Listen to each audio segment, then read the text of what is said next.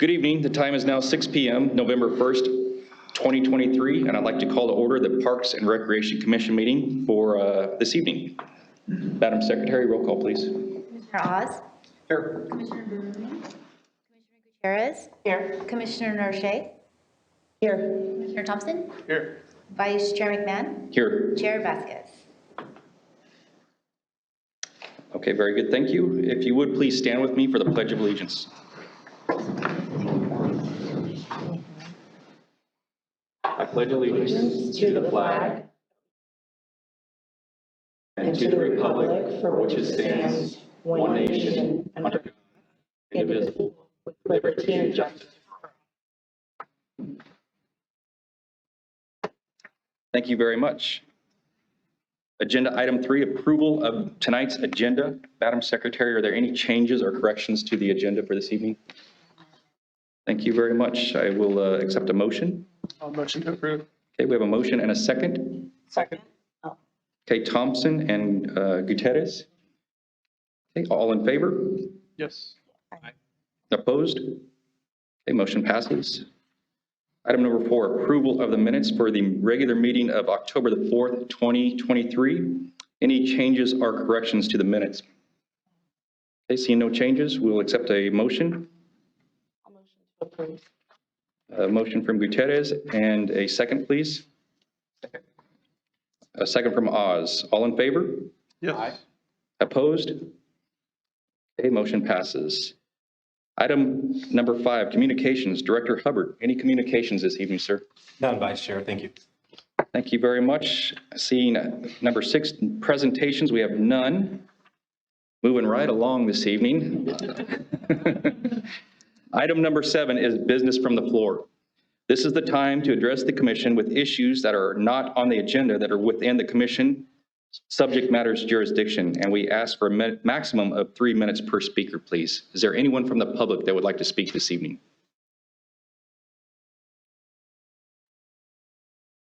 No, sir, that's on the agenda, so that will be later in the meeting. Thank you very much. Anyone else? Please come on up.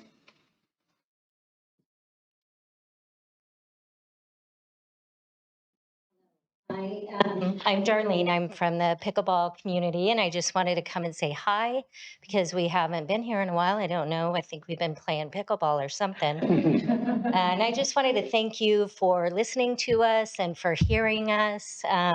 We are excited. We have new people coming out to play pickleball all the time, and we don't have designated courts yet, so we're anxiously waiting them, and we tell people and they come out and go, I heard you guys are getting courts, and we're like, we are. Oh yes, we are. And all the time, new people all the time. Pickleball is going crazy, as you guys know, and Major League Pickleball is coming too. It's huge. And Vacaville, we are proud of Vacaville, and we want it to be a pickleball destination place, right? Dream big. We have our new website up, and we have said wonderful things about our city of Vacaville, and we have some fun pictures too of people you might recognize. So check that out. And I wanted to say too that we played pickleball on Sunday in that windstorm, and our nets were blowing down, and we had sandbags to reinforce them. And so we're anxiously waiting. We know we are on the calendar of the fiscal year, but I'm like, summer passed, man. We could have had them. So, when are we getting them? I don't know. But thank you. We are here. We got shirts. You can get shirts too. So thank you. Thank you, guys. Thank you. Thank you very much. It's nice to see you this evening. Yes, sir. Well, I might want to take up some pickleball. Well, thank you for having me. My name is Richie Cruz. I'm a field rep for the Carpenters Union, Local 180. I just got based in the area, so I just wanted to take this time to introduce myself and just speak about some labor standards that we hold in high regard. And those are including medical and retirement benefits, commitment to an apprenticeship program, and local hiring opportunities. Yeah. So construction workers deserve a fair wage with said benefits to allow them and their families a chance to thrive and prosper. It's a sad fact nowadays that over 50% of all construction workers are on some type of financial aid. Excuse me. And this goes in hand with having to finance a 4 or 5 hour commute time daily, chasing other opportunities in other communities in order to provide. These local hiring opportunities not only give us a chance to have more time with our families, but it maintains our pride in being able to point at a local development and saying, I built that. It's really an amazing feeling. I myself will never get over it. And I'm one of those carpenters on the side of the road going, hey, I worked on that. I worked on that. Along with another standard that we hold in high regard is an apprenticeship program. This ensures that we continue to evolve with the ever-changing conditions of construction, that the future generations of construction workers hold down the craft as the master craft, because carpenters truly are that. They built the country, they built this very room that we stand in. I couldn't be more proud to be a member of this organization. And aside from all the facts and statistics, it really just pulled me out and saved me from myself. I was 20 years old, homeless when I got into the membership. I wasn't making a lot of good choices. The Carpenters not only gave me the tools to follow a straight path, but it taught me on the importance of reaching out to others who are in my same position. It gave me the tools not only to be an amazing carpenter, but just to be a decent human being. And again, my name is Richie Cruz. I just wanted to take this time to introduce myself, and I look forward to working with the community. Thank you. Great, thank you, sir.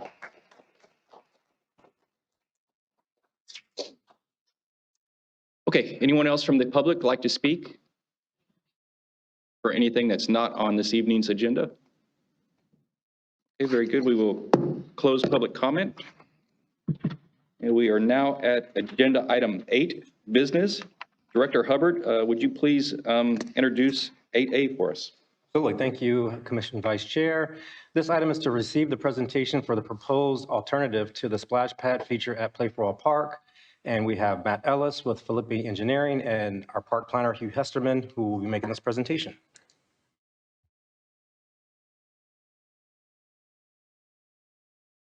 There we go. Good evening.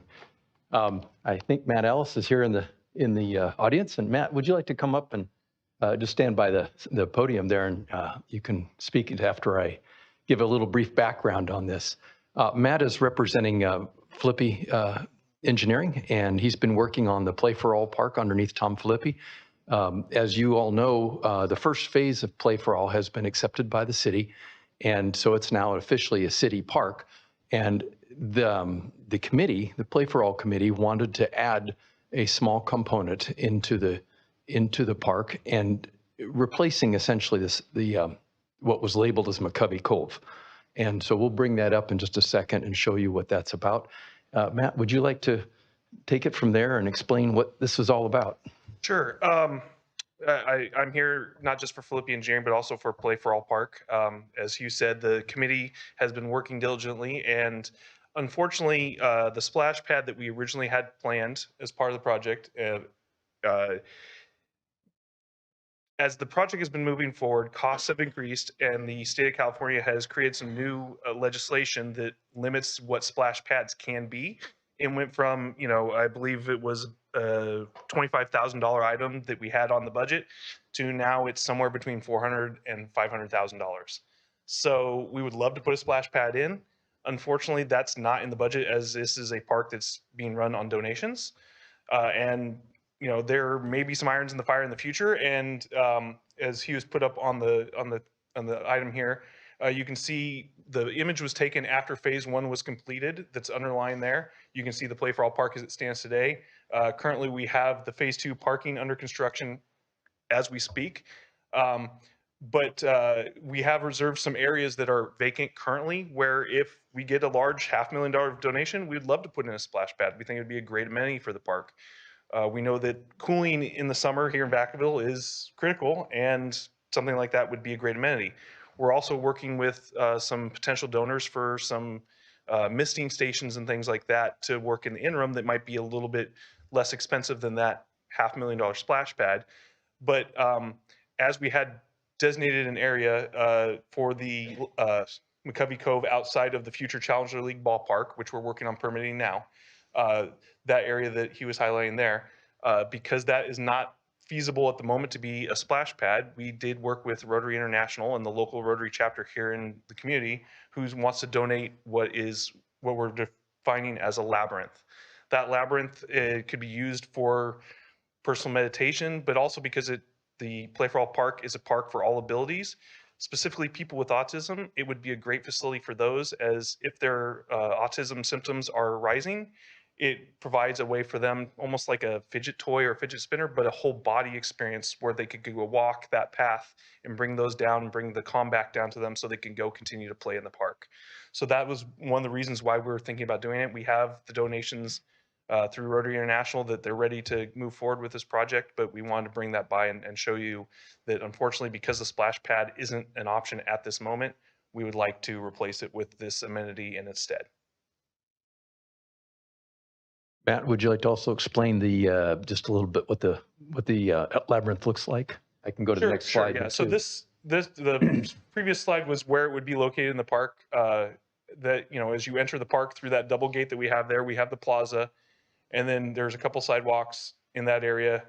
And again, that the future Challenger League ballpark would just be above this, in that area there, and then that splash pad was be there, and it's right there. And then if you go to the next slide, Hugh, you can see that this is just a piece of concrete with some striping on it. We have an example of one that was built there in the corner, fairly rudimentary, but like we've heard great things about places that built this, and we have, you know, Rotary International in support of this and wanting to move forward with this project. So I guess if there's any questions, this is not, we're not asking for your approval tonight. It's more of an update. It's a kind of a minor detail that's been changed due to the reasons that Matt's explained, but we'd be happy to answer any questions or suggestions. Great, thank you very much. Thank you for the presentation. At this time, let's go ahead, being this is a business item, I'd like to open it up for public comment, and then we'll return back for commissioner comments. So at this time, is there anyone from the public that would like to speak on agenda item A? Seeing none, we'll close public comment and we'll bring it back to the commission. Anyone from the commission would like to comment on agenda item 8A, excuse me.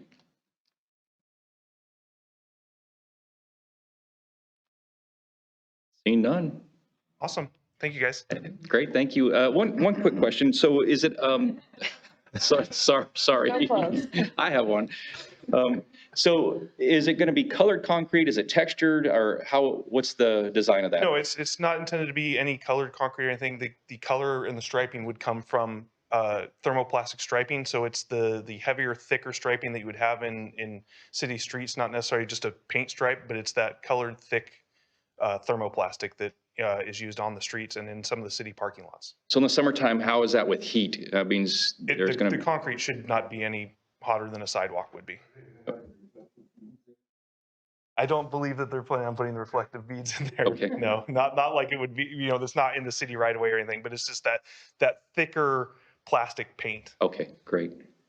Thank you. Anyone else? You and Matt, thank you very much for your presentation. Appreciate it. Well, we're moving right along this evening. Item 8B, Director Hubbard. Again, Vice Chair, this item is to receive the preliminary designs for the special purpose facilities at the Mariposa Neighborhood Center, and we have Rick Navarro, our city's engineering manager, and our senior park planner, Nemo Gonzalez, who will be making this presentation.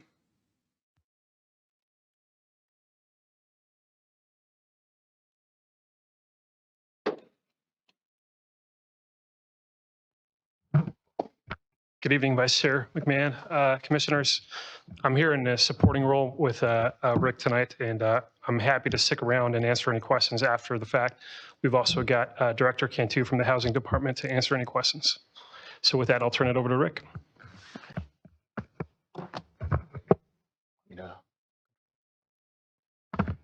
Good evening, Vice Chair and members of the Commission. Thank you, Nemo, for the introduction.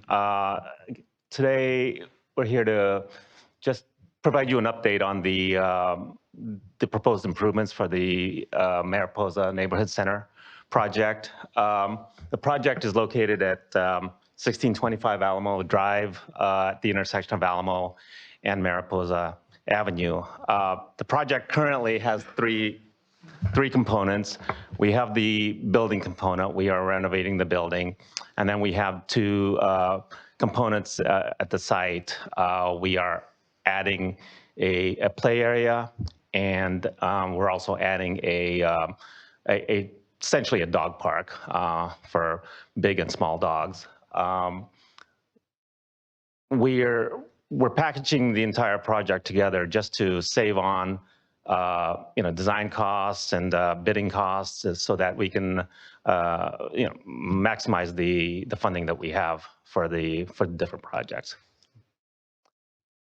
You can see here the project area, like I said, it's on Alamo at the intersection of Mariposa Avenue and Alamo Drive.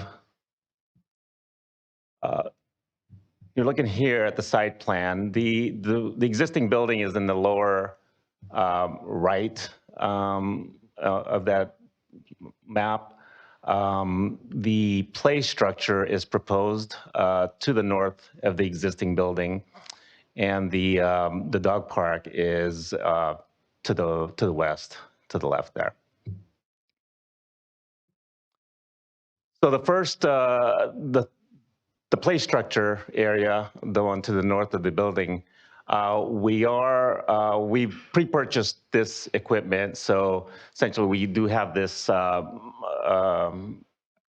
purchased already, and we will be installing it as part of this project.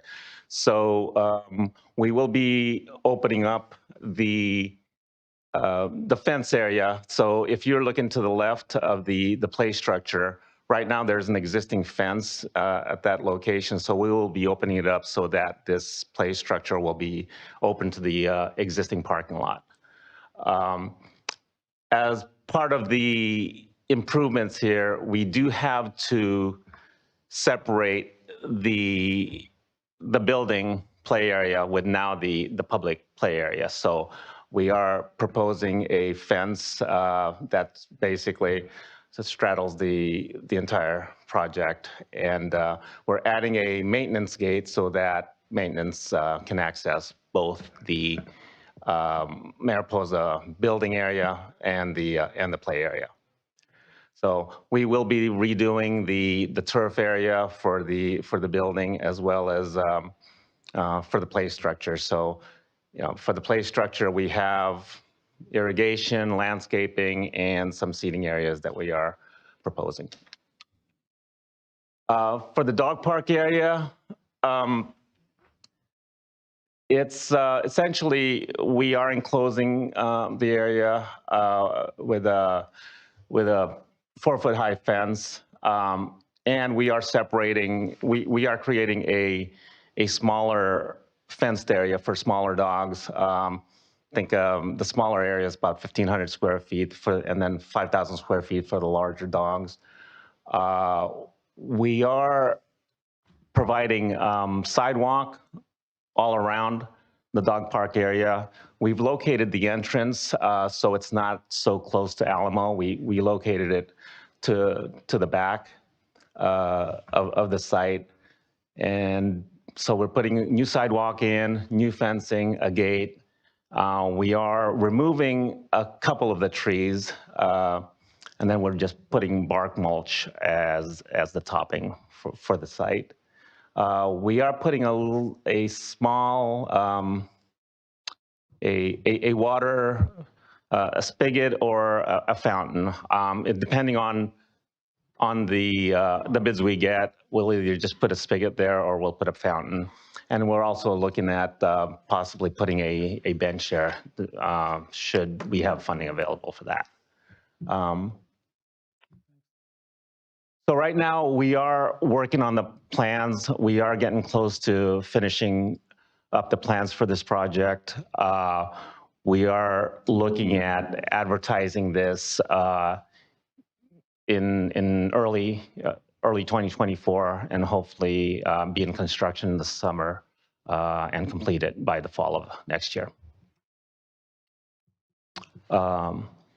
This is an informational item, so it's just if you have any questions, happy to answer those at this time.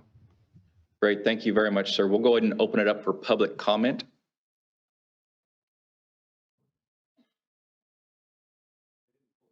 Apologize. My name is live in this area. I wasn't going to speak tonight, but I felt like I should. Can we go back to slide 4? Actually, one more, the big map. So the reason I wanted to come up was I wanted to thank staff and thank the commission and thank the council. This project sounds teeny. It's a small dog park and a small playground. I don't know if I should go point on the map there, but if you look at the creek line, let's see, I'll talk loud. So this is one of the largest high-density, low-income housing complexes in Vacaville, has tons of kids. This is a very large senior mobile home park, has tons of older adults that are low income. We've got another mobile home park here.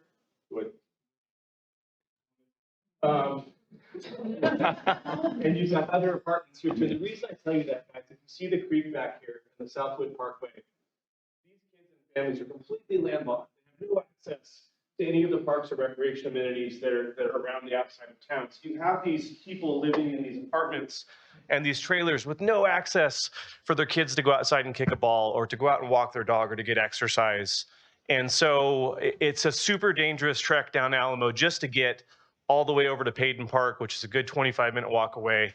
So this is such an asset to this neighborhood, such a tremendous resource to these families, these kids. It's heartbreaking. Alamo Gardens took their playground out about 10 years ago. They concreted over the pool. If you've been to the complex, I'm not trying to knock the property owners, but it's awful. And these poor kids just have nowhere to go and play. So just super excited this is happening. This is park equity. This is what park equity looks like. It's giving kids that have the least in Vacaville access to something. So I just wanted to say thank you and call it out. And it's a really big deal. So just thank you guys for considering it. Thank you, staff, and thank you, council. Thank you. Thank you.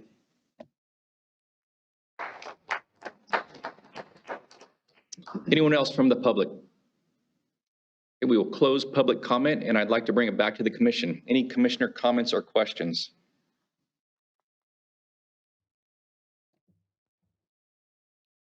Commissioner Gutierrez.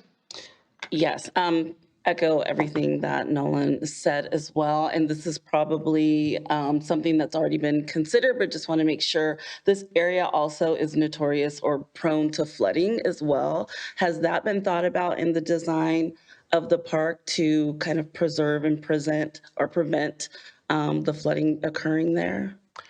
Well, we're not changing any of the grades really, so there is no change in any of the flooding situation in this area. Okay, so be no change there. All right, thank you.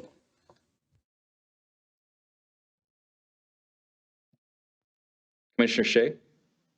Thank you for the presentation. I love the idea. The more parks, the merrier for the entire town. I just had a quick question about, you said you were intending on removing some trees from the dog park area. And I was just curious to the reasoning. Something that we hear a lot about is dog parks. Dog owners are very, very, very passionate about their pets and dog parks and getting more. And one of the overwhelming things that we hear a lot about it is shade and the need for shade. And they're very vocal about that need. So I was just wondering if it was because it interfered with the project or what was the reasoning for the removal of trees? Yeah, we're looking to remove two small trees in the middle. So we are keeping the trees around the outside. So yeah, we are keeping some shade, but we did want to open up the middle area for the dogs to run around. Thank you. I'll add to Rick's response to say that we didn't come to the decision in a vacuum. We actually did consult an arborist.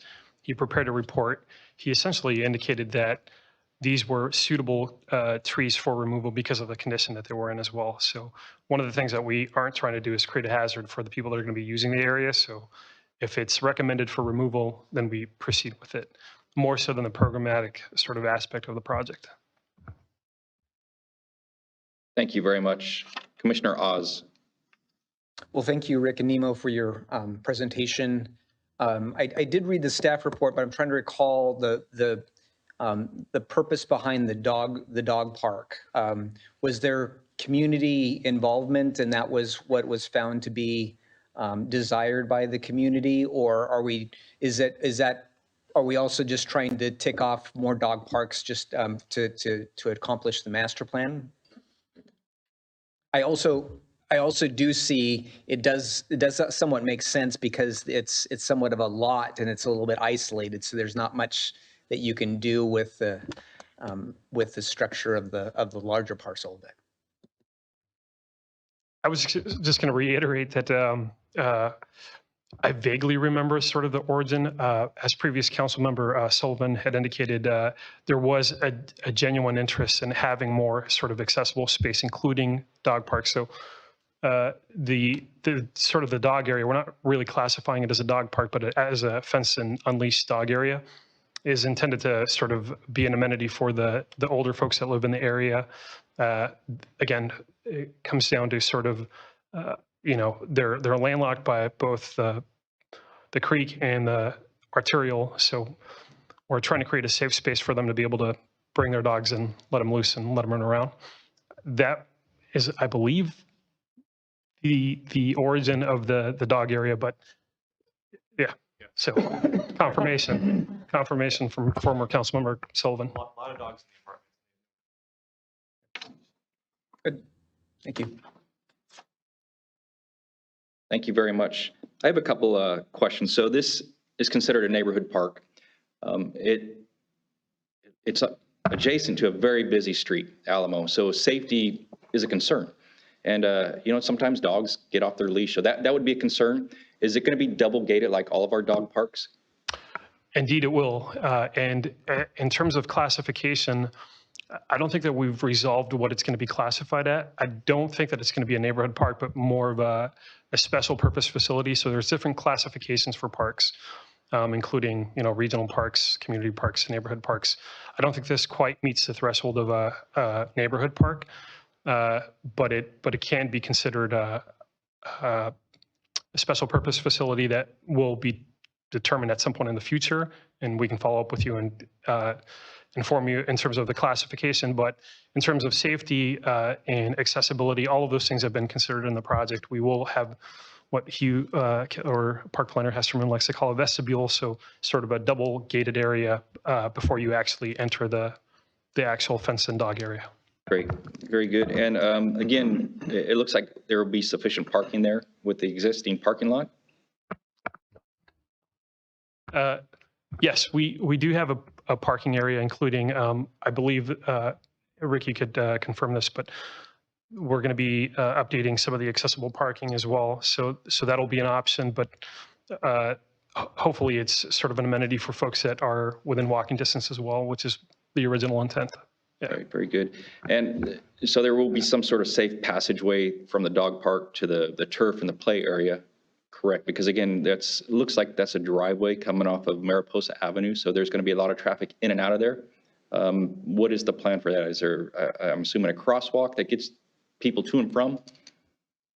Yeah, we present this plan to our traffic engineers as well, and so they have made recommendations on what we need to do as far as any striping that's needed for that. So just wanted to add to what Nemo has mentioned as part of the building improvements. As we go through the building permit process, we will be required to provide accessible paths of travel. So there will be some improvements in the parking lot area. And also I wanted to add about your question regarding the safety. That's why we tried to locate the entrance to the dog area, not off of Alamo, but we wanted to go around and take it to a less traveled area on the backside. Okay, very good. Help me or refresh my memory here. Mariposa Avenue, is that the access into the trailer park? Is that the driveway? So there's quite a bit of traffic in and out of there, right? Right. So to the back, yes. So they do access it from Mariposa, and then they make that left into that trailer park. Is there any way to, I know this just gets into more money, but any way to have that driveway on the other side of the dog park, so it's not going through the middle of this park or neighborhood center, the access into the trailer park. Right. Yeah. That's the stoplight. It is an active childcare facility today.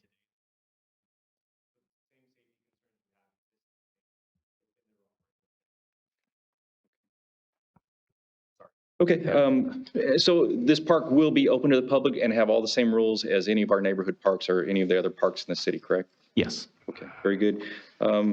I think it was Commissioner Shea asked about the trees. I think if we cut a tree, we should probably replace it with other trees. So if we can do that, I don't know how many trees we're talking, but shade is always an issue and it comes up at nearly every meeting. You know, so either a shade structure or preferably trees. If we can just replace those trees, that would be, I think, an easy solution. Okay. I have nothing else. Any further commissioner comments or questions? Great. Thank you very much for the presentation. Thank you.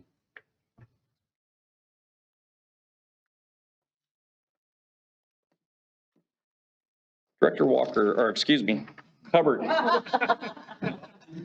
knew I was going to do that tonight. Director Hubbard, I caught myself. I apologize. We are at 8C. Thank you, Vice Chair. I just need to let my hair grow a little more. I apologize. 8C, we're going to review the design for the Brown Street Neighborhood Park Project, and Sharon Chan, Assistant Engineer, and Nemo Gonzalez will be presenting this item. Thank you. Once again, here on a supporting role. I'm the official PowerPoint guy tonight. And with that, I'll turn it over to Sharon. Thank you. Good evening, Commissioners. My name is Sharon Chan. I'm an assistant engineer with the Public Works Department. I'm here today to present the preliminary design for the Brown Street Park project. So here's an overview of the location. We can go to the next slide. You'll see that the site is located on Brown Street, just north of East Monte Vista Avenue, right next to the County Health and Social Services Building. Next slide. Really quick for some background, the Brown Street project was part of the Brown Markham Neighborhood Public Recreation Improvement Plan that was presented to the Commission on November 20th, as well as, November 2020 and February 2021. Next. So a couple of highlights in this 4.1 acre project site. We have a 2.3 acre park that shows and that has a play area, play fields, multi-purpose court pathway, the plaza, and a stage. Next, please. There's also a community center that is 2,500 square foot with 17 parking spaces, and I will go through these in a little bit more detail in just a bit. And then there's a temporary open space on the southwest corner. That's 0.5 acres. That's for future development. Currently, staff is in negotiation with the Boys and Girls Club to potentially occupy this space. Go back one more. Sorry. Yeah. Thank you. So there's also a future phase in the project, which includes a 10,000 square foot housing office building up on the top of the site, as well as an extension of the phase 1 parking lots. Thank you. Next slide. All right, so the picnic play area includes 2 500 square foot shade structures with picnic tables, grills, trash receptacles, and also 2 separate play areas for the different age groups. And as part of a community request, they wanted seating areas that in between those 2 play areas so that parents have visibility on both areas. Next slide. And then here is a play field. It's a very informal area. It's just hopefully a nice flat grass field for various activities. I don't believe Parks and Rec will be programming this area. Next slide. Here's a multi-purpose court. The size currently is proposed at 50 by 84, which is perfect for a basketball court and pickleball. But I knew that was coming. But we are looking into potentially a small non-competitive size futsal court as well. So we'll see what happens with design. Next slide. And we have a pedestrian path that loops the entire site. It's ADA compliant and it connects Brown Street into the park. It's also used as a shared maintenance and emergency vehicle access as well. There will be trash receptacles along the pathways with dog bag dispensers and 2 water fountains somewhere located between everything. And then there's also security lighting along the pathway to improve visibility at night. Next slide. Here's the plaza area that includes the commissioned public art pieces that we will be working with local artists to develop that piece. There's also that stage area, but the plaza in general will be used as a general gathering places for community events. Next slide. Actually, go back. I missed one thing. There is also going to be a splash pad within that plaza, which has just underground jets with a water feature for the community. All right, next slide. The stage amenities, I want to take a little bit of time on this. There is a stage proposed to be 600 square feet. Basically, it's a concrete pad that's then terraced down a couple of steps leading into the seating area as well as the plaza. It was once proposed to have a shade structure and an amplified sound system. We are no longer doing the amplified sound system. However, we will install electrical plugs in case there's any type of power usage in the future. In terms of shade structures, we will be strategically placing trees to create this shade instead of having a very massive shade structure. Also, we have a heritage oak tree that we will be keeping. It's mature, it's beautiful, it's big, it's definitely a landmark out there. And so we're going to be utilizing that area for some additional shaded seating areas, as well as screening and sound attenuation a little bit for the stage area. Next, landscaping. So like I said, we love to keep trees as well. And however, we do have to clear a good number of trees out there. And so with that, we will be strategically placing the new landscaping within the area. So along the northern property line, we're installing a wall, which will then have new trees go through, as well as, trees near the shade structures to provide additional area outside along the pathway to keep it nice and cool to walk on. Also for screening and additional noise attenuation if needed. Next slide. And here's our community center, the 2,500 square foot community center. Here's an exterior view that shows an outdoor patio of approximately 800 square feet. Next slide. The program hours are from 8 a.m. to 5 p.m. daily. However, the community center will only be open if there is programming taking place and is staffed. Inside, the goal of design is to keep this place very, very flexible. So we have a big professional kitchen with professional appliances and a multi-purpose room with a roll-up portion of the wall being able to roll up to create one massive room, or it could be used as 2 separate usage, as well as both connecting out to the outdoor path. Next slide. So funding is always a topic. We received a statewide park and recreation program grant for $6.7 million. The estimated construction of this preliminary design is $12 million with a gap of $5.3 million. Staff is looking for additional funding to close this gap. Next slide. So here's the tentative schedule. We will be going through the entitlement process with the planning department starting right around February of next year. And between February and September, this project will be coming back to the commission for approval. And with everything, we are hoping that we get into construction September of 2025. Next slide. So staff recommendations to receive the presentation and provide feedback on the design of the Brown Street Neighborhood Park and Community Center. Next slide. And so I just want to make sure this is a preliminary design. Things can change with feedback we've received tonight, as well as more in-depth design. So this concludes my presentation. Thank you for everybody's time. The project team and I can answer any questions you may have. Sharon, thank you very much for your presentation. We'll go ahead and open up for public comment. Sir, if you would state your name and 3 minutes, sir. Come on up to the mic there.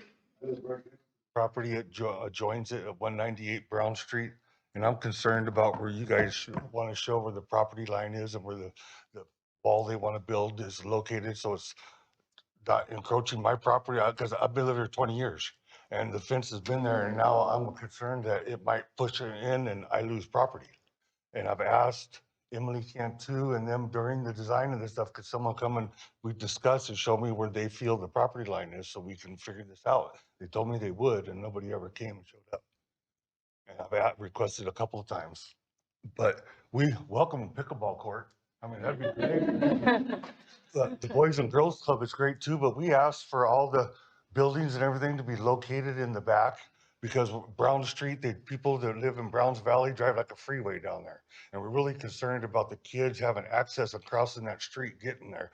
Because I have my 9-year-old grandson who lives with me, and I won't even let him walk out, ride his bike on the street without me being there with him. And I've had 3 cars totaled. They've crashed in front of my house, rear-ended them just because they were texting on their phone and not paying attention. And it's just terrible. You'd have to come just hang out for a little while and you can see how bad it is.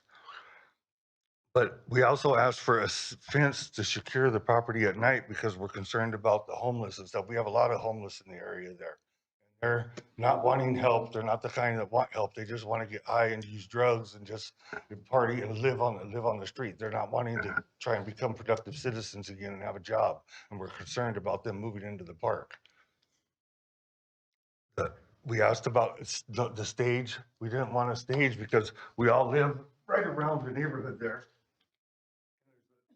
Some of us that work nights. My daughter-in-law, she works nights at the hospital, Sutter Hospital in Vallejo, and sleeps during the day. And we're concerned about a lot of the residents. I started getting a petition signed here.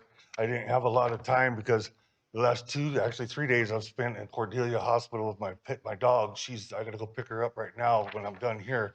But I've got from the trailer park around Brown Street, and it started getting ready on Circle Drive that we don't want the stage.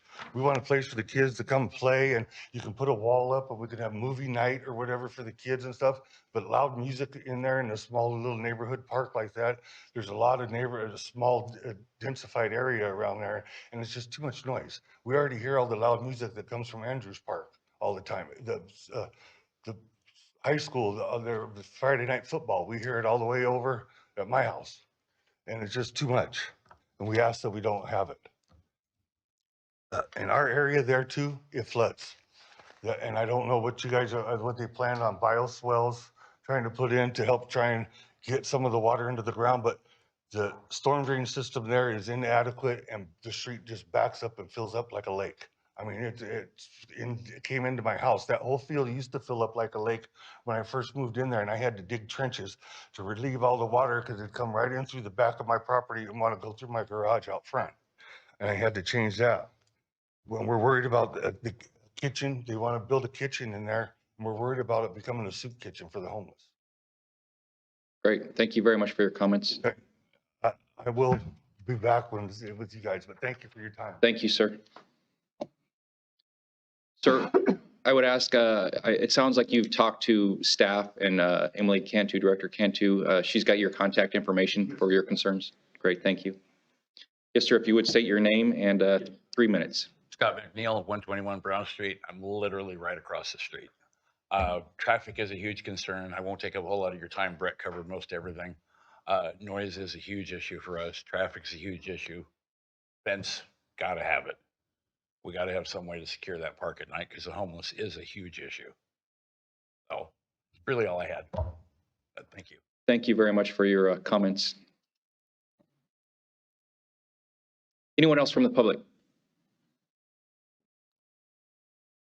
Okay, we will close public comment and we'll open it up for commissioner comments.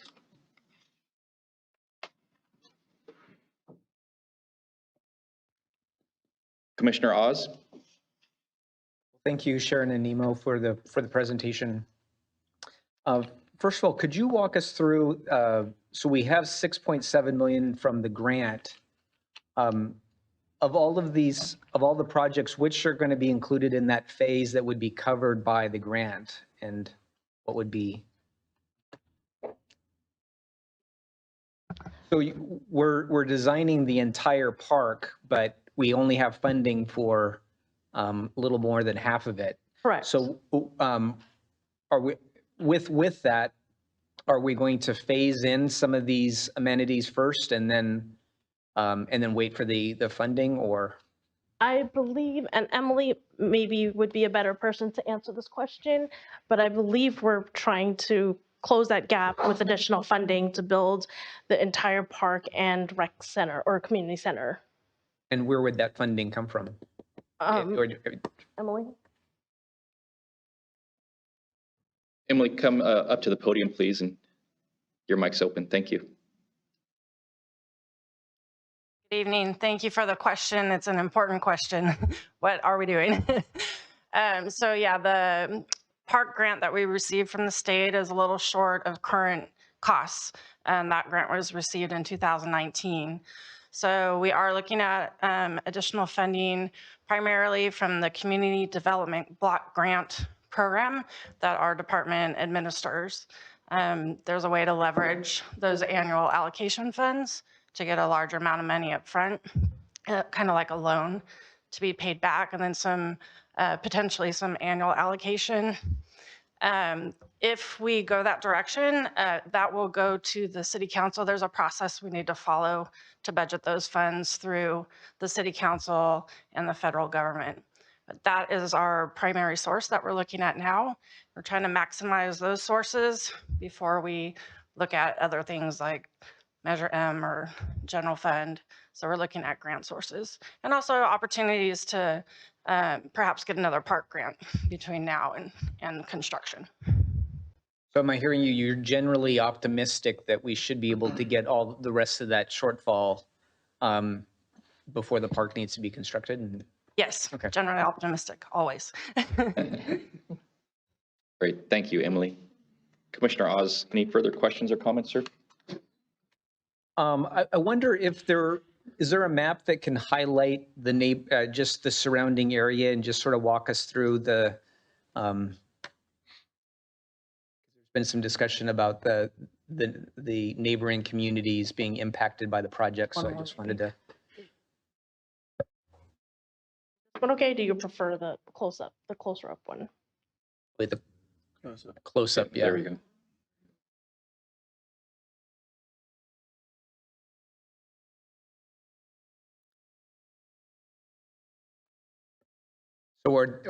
So the residential areas are on the It's on the left side. Left side. And also there's a mobile home park, correct, on the top of the page. Commissioner Oz, there's single-family residences directly across the street from Brown Street, plan left, and there's a mobile home park north of the park or above, on top of the site plan. So.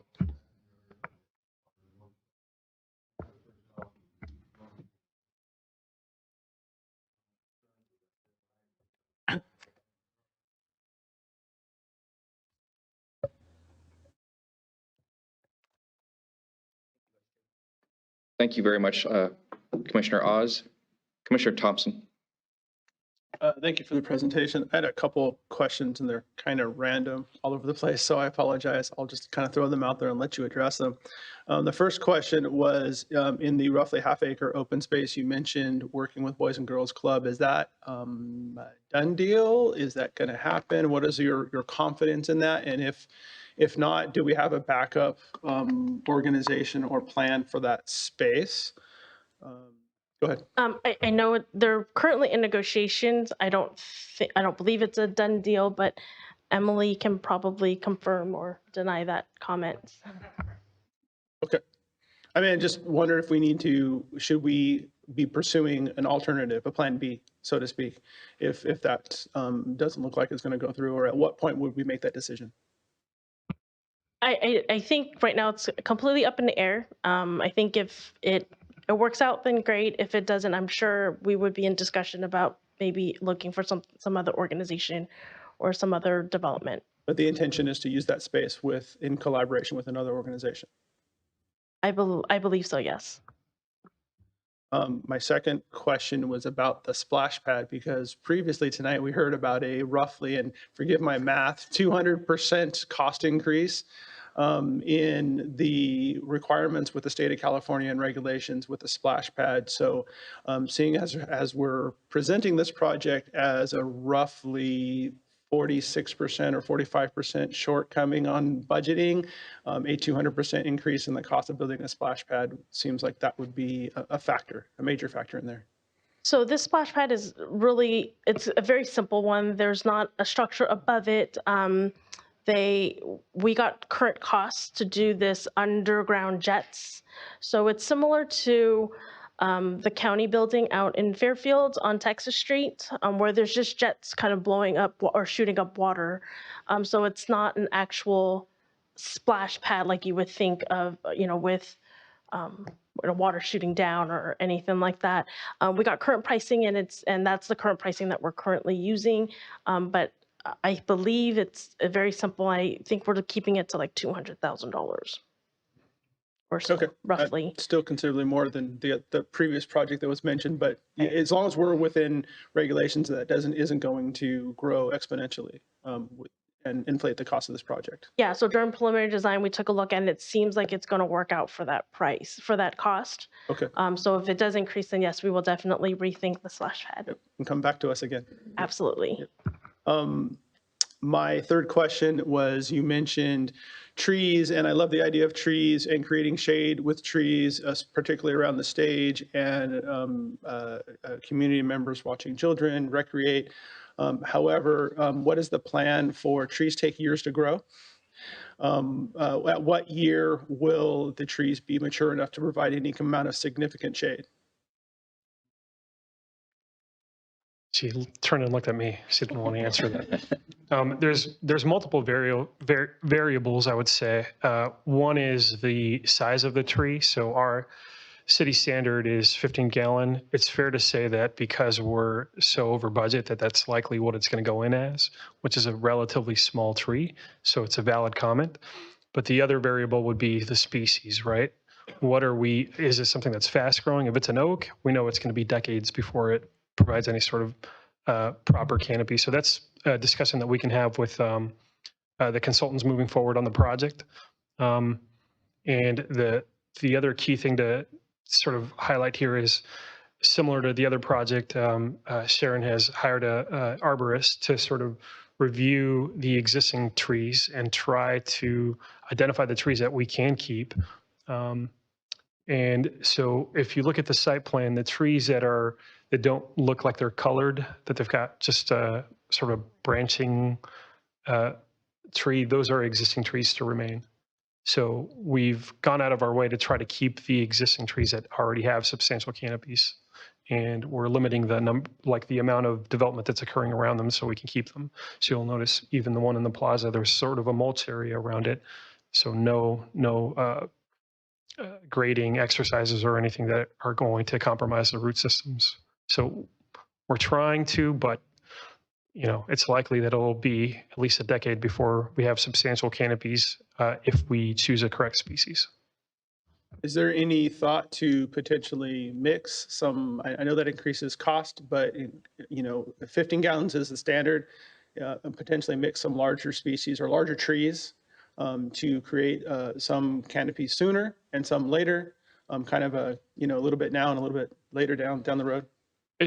It's certainly a strategy that we can employ. I know that for some of the Measure M improvement projects, we did actually spend some of the money on upsizing the tree so that we could achieve a canopy much sooner. But because I'm not managing the project and it's not me that's having to come up with the money, I can't commit to it. But we'll keep it in mind. Fair enough. If that could be a consideration, I think that's important for the community members so that we can see some shade now or soon. Obviously not immediately, but not to have to wait a decade to see a decent canopy. If we can get a little bit in 3 to 5 years, and a little bit more at 10 to 15 years, that would be great. Yeah, we could definitely work with our landscape sub-consultant and our architect to see what we can do about that. Perfect. Thank you. That concludes my questions. Thank you very much, sir. Commissioner Shea. Thank you for the presentation. I just had a clarifying question. We heard some feedback tonight from some attendees. But it looks in the agenda like the $6.7 million grant. There's a list of projects that are included in that grant and are required as part of the grant, like categorically. And so those are things that have already been approved and must go in the park, right, to honor that grant money? Correct. And that the plaza, picnic areas, restrooms, playground, playfields, sports court stage, the public art pathways and drinking fountains are all, we don't get that money unless we honor the terms of the grant, right? Correct. Okay, I just wanted to clarify. Thank you. And then the other where it says other design measures that could enhance the use of the park, are those like wish list after that 6.7? Are they things that I understand that you said the whole thing has to be funded, right? For the park as designed to go through, but those are things that are not included in the grant as it was proposed? I'm sorry, can you repeat what you're referring to? So underneath where it says that there are other design measures that weren't included in the grant, is that? Right. So, so for example, yeah, there are ones, or we have the flexibility to decrease the size of, like, for example, the play fields, or we did decrease the amount of shade structure that we have. So stuff like that we still meet the grant by having the amenity, but we have less of it. Thank you. Anything else, Commissioner Shea? No, I'm good. Thank you. Thank you. Commissioner Gutierrez. Hi, I have a combination of comments and questions. My first one, I'm curious how we are incorporating the residents' concerns with what we can actually do or can't do. So the decision about the amphitheater, I think you brought that up, that it was something that we were going to do and then we weren't. Was that based on concerns from the residents? My understanding, yes. Okay. Are there, I'm trying to get, I guess, a clearer picture on how we are addressing some of those concerns, like the kitchen. I'm wondering, is that going to be a situation where someone has to apply to use it? It goes through the city to review and approve the use of it, whether it's, for private usage or if it is to be used as a soup kitchen or kitchen? Sure. Can I kick this over to Director Hubbard? Yeah. Absolutely, you can. Thank you, Nemo. Yes, it's not designed to be a soup kitchen. That's one thing. And yes, it will be reservable. And the thought behind this, putting the kitchen there, was we have several cooking classes in our department currently, but sometimes they conflict with Meals on Wheels or a rental at Ulatis Community Center. And this is designed to kind of hold those cooking classes, but also provide like food truck vendors who don't have enough space to prepare things to rent that facility and can prepare them there and then take them out to their truck and do different things. So there'll be a multitude of uses for the kitchen, but we're not thinking that this is going to be a soup kitchen. So, and it will have to go through a process to be reserved. Okay, thank you. Yeah, I was wondering that because I know also this neighborhood is near and dear to my heart as well. In the 70s, as a military family, we lived on Gable Street, and my very first apartment as a young adult was on Callan Street, and that's when I had a young child as well, and I would have loved to have something to walk my child to back then. So I love the idea.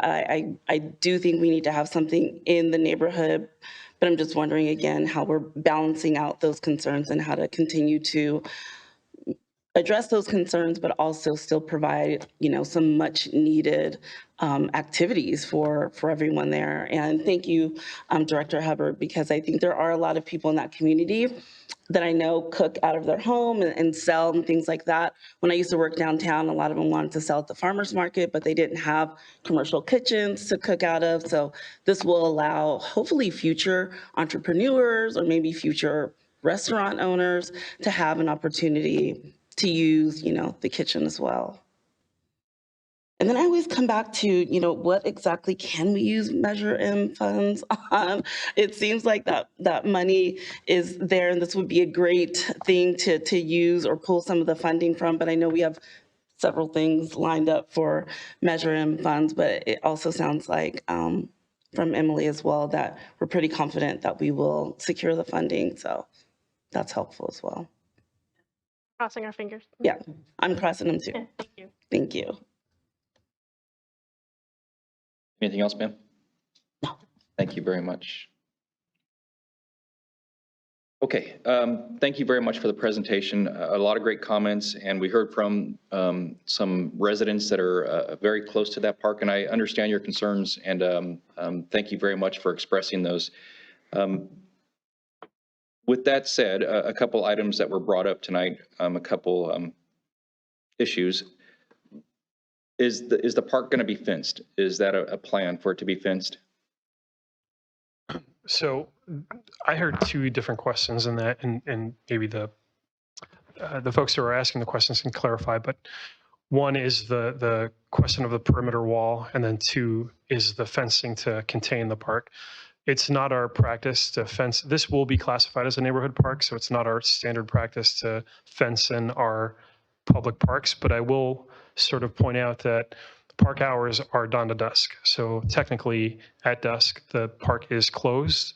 And so if PD is driving by or driving via the driveway, so they have the ability to drive through the EVA from Brown Street all the way to the back of the site.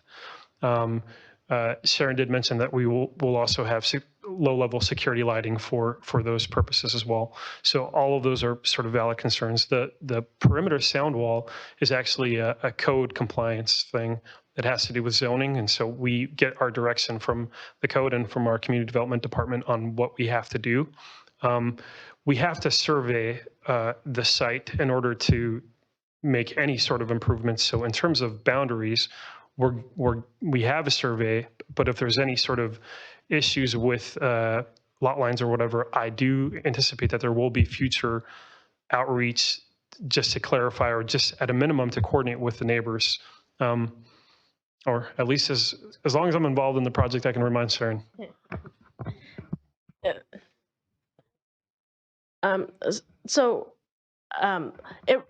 really depends. We're waiting for the environmental process to come in to determine kind of exactly if we need a sound wall, how tall that sound wall needs to be.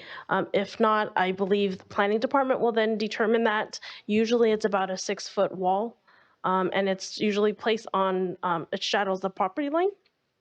And then in terms of surveying where the property line is, yes, we will be doing that. No, this is preliminary. We haven't even gotten into design yet. So we just want to make sure we place everything on the paper, looks good, and then we'll go out into the fields and verify that. And that's when we'll get surveying done. Great, thank you very much. And that's why we're here tonight, is this is the planning phase of it. So we're a long ways from this, happenings, and the staff and the commission is taking the input, and the staff will come back with a polished plan here in a few months, and we will move forward from there. So we appreciate it, and we hear the concerns. One of the other concerns was we went from an amphitheater to a stage. How do we anticipate the stage to be used? What is the plan for that to be used for? Yeah, so I think potentially doing like monthly movie nights, or just local performers or artists coming in, or even doing like sports events. I call them watch parties, but watch events, different stuff like that. And then when there's not that going on, it could be just used as a gathering place, similar to kind of like a quad at a high school, just another social gathering place. Very good.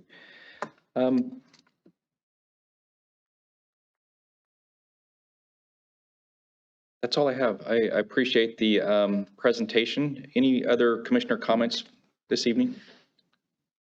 Commissioner Thompson? I had a quick comment as you're talking about the stage area, and you mentioned that it would have electrical outlets to provide some kind of amplification, and we've heard from the community their concerns about the amplification. I also understand that neighborhood parks are dawn to dusk. A simple solution, if it hasn't been thought of yet, is to put timers on that electricity so there's no possibility of anybody amplifying sound after dusk. Because as we know, the rules are there, but not everyone follows them, and that would alleviate some of our neighbors' concerns that if there's no power, no one can go in there and amplify sound after dark. We can definitely look into that. I also want to add that those electrical outlets will be locked. Oh, okay. So staff will have to come and unlock it. Yeah, That probably solves the problem there, but. hopefully, yeah. Okay, perfect. Thank you.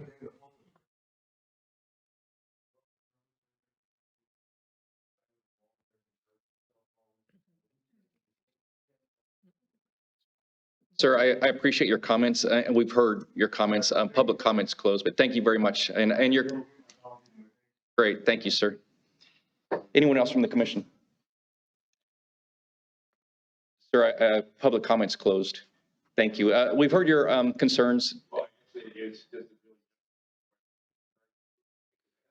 Vice Chair, if I may. Yes, sir. Briefly, sorry. If the commission was inclined to hear from the guests out here tonight, could have them come to the podium so that our guests at home who are listening can also participate? You know, what I'd prefer to do, sir, is that if you have a contact, can you go ahead and email or call staff? Being we've closed public comment tonight. I appreciate your comments. I really do. Thank you, sir. Thank you. Okay, no other commissioner comments. We will move on to agenda item 9, committee reports. 9A, Play for All Committee, Commissioner Shea.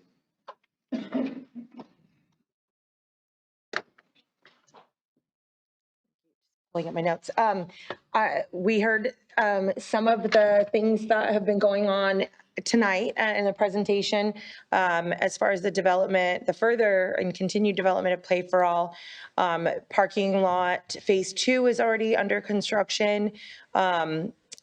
Lori Vitt, a member of the committee, actually secured an AAC board for people who aren't in the SPED world like myself.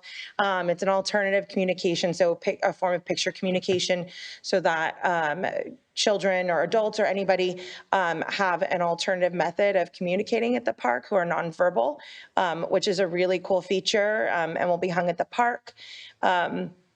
The team is in the design stages right now for the ballpark, and Tom Felipe shared that the mock-ups for the brickwork look phenomenal and look exactly like Oracle Park and are almost a near perfect replica. And there are ongoing discussions, as we already mentioned. People are very passionate about their pets and particularly their dogs. And there are ongoing discussions about the best features to include in the dog park that are desirable to dog owners, but that also feel manageable for the city. You know, grass versus turf is a huge discussion, and, you know, ongoing maintenance costs. So that's something that the committee is currently and continuously hashing out and trying to figure out how to, you know, make it feasible and enjoyable for everybody. And then there is a very, very tentative timeline. Nobody hold me to this, please, but they are hoping for a spring opening of the dog park. And then an ongoing discussion is always like funding, continued funding for the different phasing of the park.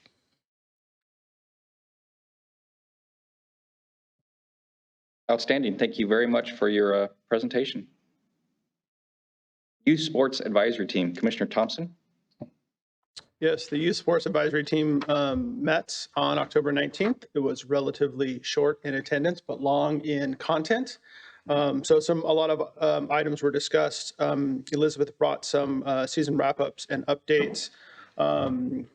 One of them was that the Centennial jockey boxes I believe this was brought up at the last commission meeting. Centennial jockey boxes are needing some repair. The league has agreed to participate in the labor of the repair, and the city is going to help by supplying some dirt to recover and recommission those jockey boxes and get them improved before the next season. That's probably going to happen after the winter, but prior to season start.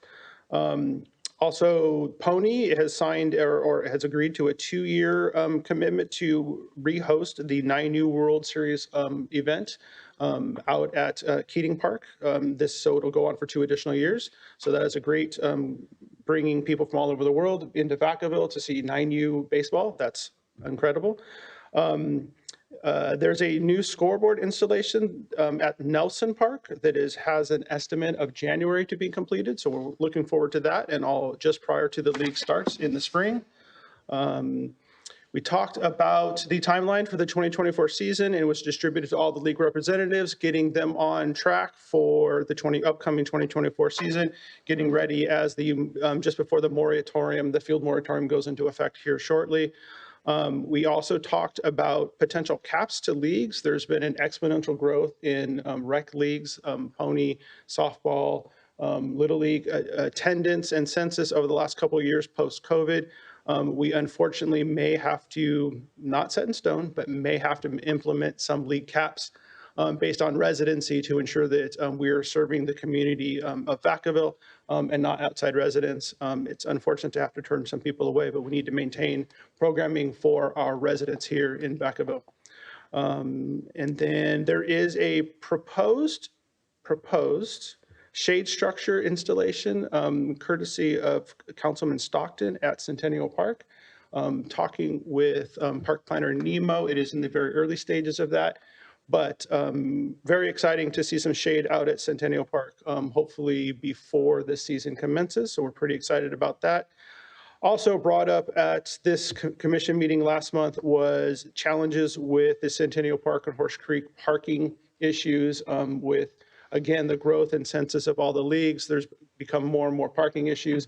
The city has done some restriping and some putting out some signs to keep people from parking in an unauthorized area with some limited success. But we hope that as we move down the road towards the Centennial Park Master Plan, and additional parking spaces will facilitate an improvement.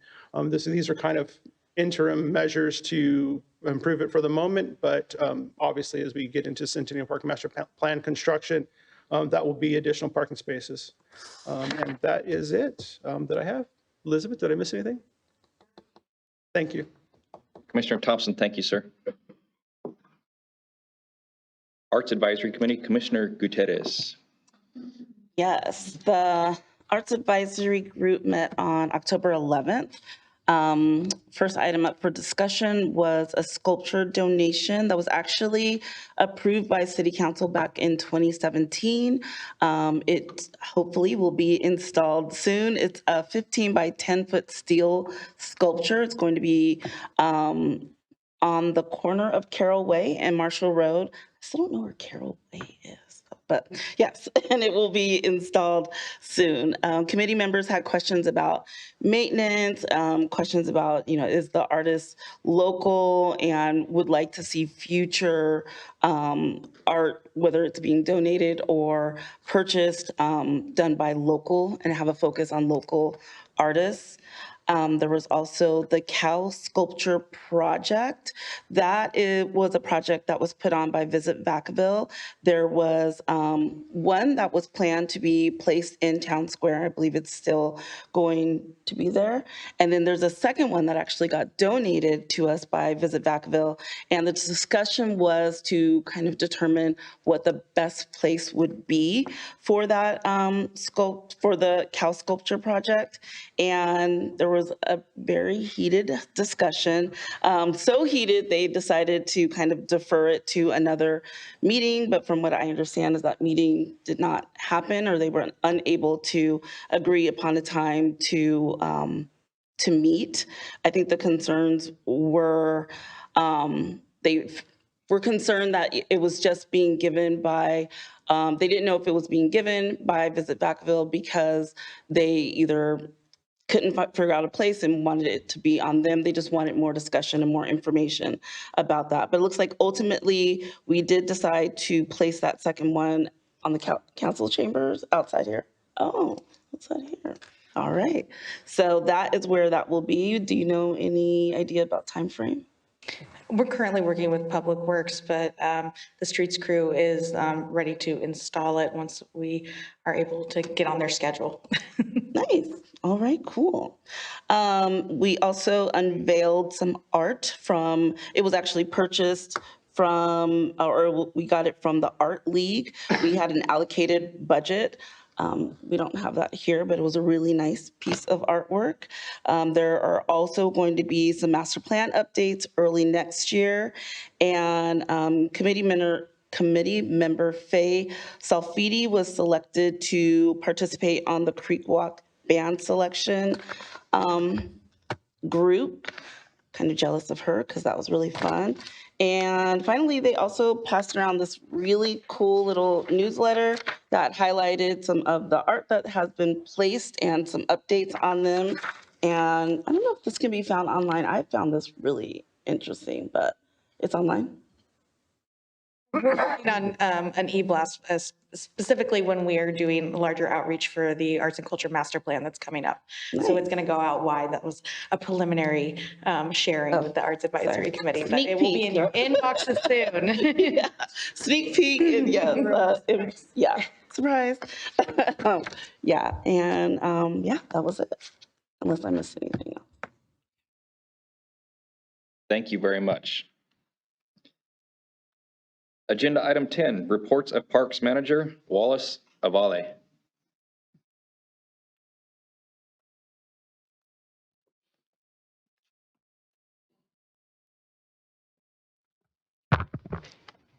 Good evening, Vice Chair, Commissioners. Just have a couple things for you tonight.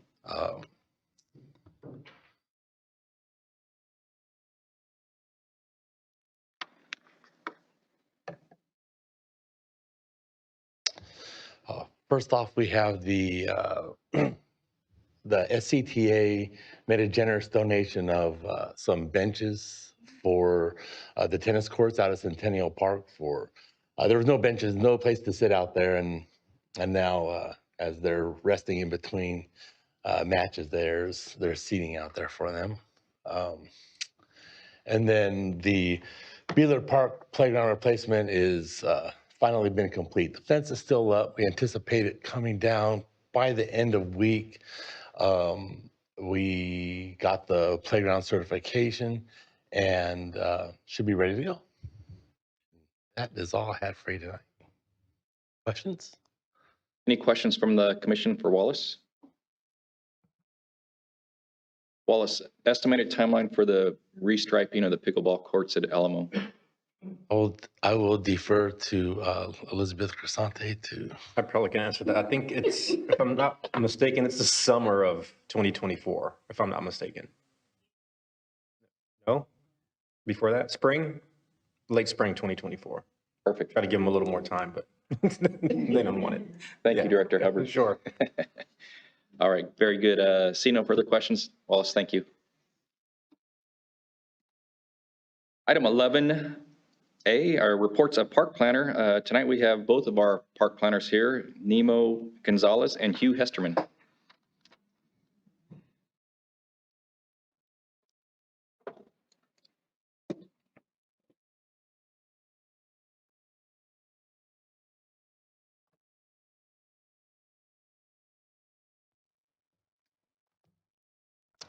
Good evening, everyone.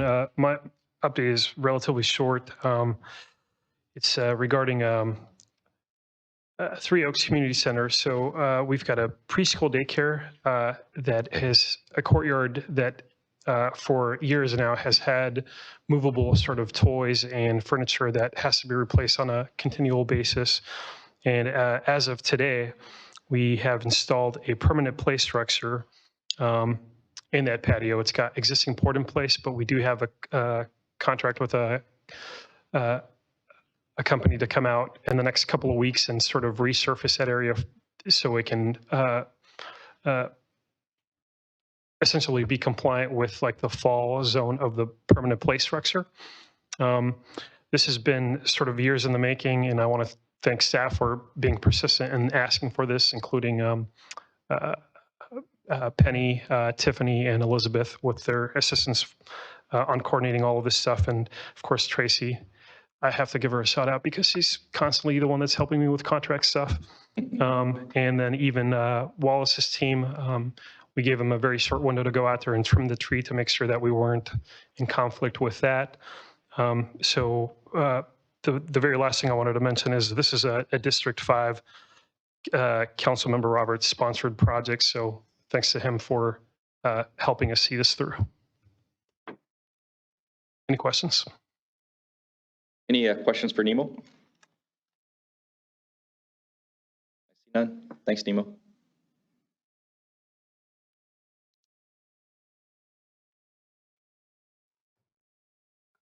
All righty. Thank you, Nemo. Didn't bring my glasses tonight here.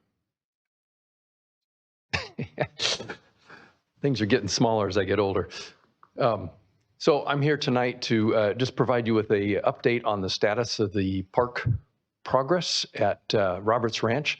That park, we're referring to it informally as the Roberts Ranch Community Park, but it doesn't have a name yet. So you have to bear with me when I say the Roberts Ranch Community Park.